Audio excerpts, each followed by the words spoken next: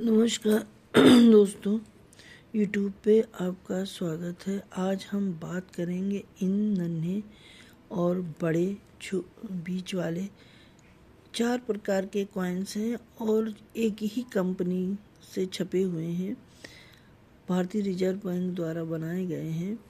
तो हम पहले शुरुआत करेंगे 10 रुपए की, जो कि ये हमारे पीतल की धात से तैयार किया गया है और ये 10 रुपए का कॉइन्स है। यहाँ हम बात करेंगे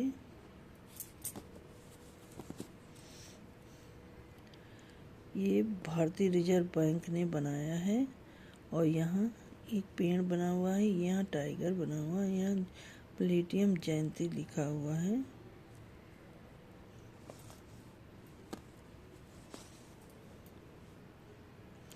ये देखिए, और 1935 से लेके 2010 के बीच में ये कॉइन्स बनाया गया। अब इसको हम पलट के देखेंगे तो यहाँ रुपए लिखा है, यहाँ इंग्लिश में रुपए, यहाँ भारत, यहाँ इंडिया, यहाँ अशोक का स्तंभ बना और यहाँ सत्यमेव जयते लिखा, यहाँ 10 रुपीज़। ये अब हमारा हो गया 10 रुपए का कॉइन्स। अब हम बात करेंगे 5 रुपीज़ कॉइन से। तो ये भी हमारे पीतल की धात से तैयार किया गया है, बहुत ही रियल कॉइन्स है जो कि बहुत कम मिलता है।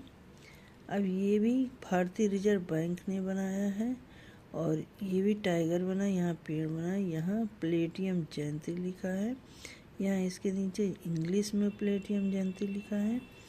और ये कॉइन्स भी 1935 से लेके 2010 के बीच में बनाया गया।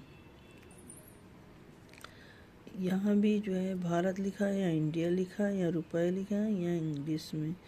और ये अशोक का स्तंभ बना, नीचे सत्यमेव जयते, यहाँ 5 रुपीज़। अब हमारे ये 2 प्लेटिनम जयंती के कॉइन्स हो गए। अब हम बात करेंगे 2 रुपए के कॉइन्स से, जो कि स्टील की धात से तैयार किया गया है और बहुत ही खास कॉइन है।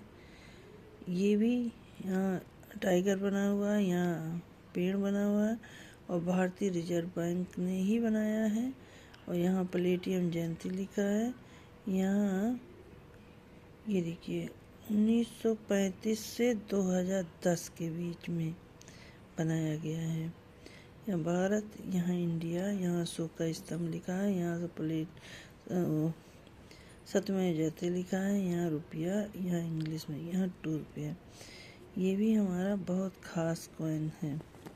अब हम बात करेंगे 1 रुपए के कॉइन्स के बारे में, जो कि बहुत कम मिलता है। ये भी भारतीय रिजर्व बैंक ने बनाया है, यहाँ पेड़ बना है, यहाँ टाइगर बना हुआ है और यहाँ प्लेटिनम जयंती लिखा है। यहाँ भी 1935 से इसका कार्यकाल 2010 तक चला। ये भी स्टील की धात से तैयार किया गया है। यहाँ भारत लिखा है, यहाँ इंडिया लिखा है, यहाँ रुपया लिखा है, यहाँ भी रुपया और यहाँ अशोक का स्तंभ बना है, उसके नीचे सत्यमेव जयते, यहाँ 1 रुपया।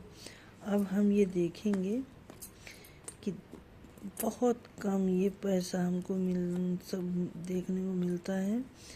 अब ये कॉइन्स नहीं छप रहे हैं क्योंकि स्टील की धात से हैं। ये कॉइन्स अब हमारे देखने को नहीं मिल रहे हैं।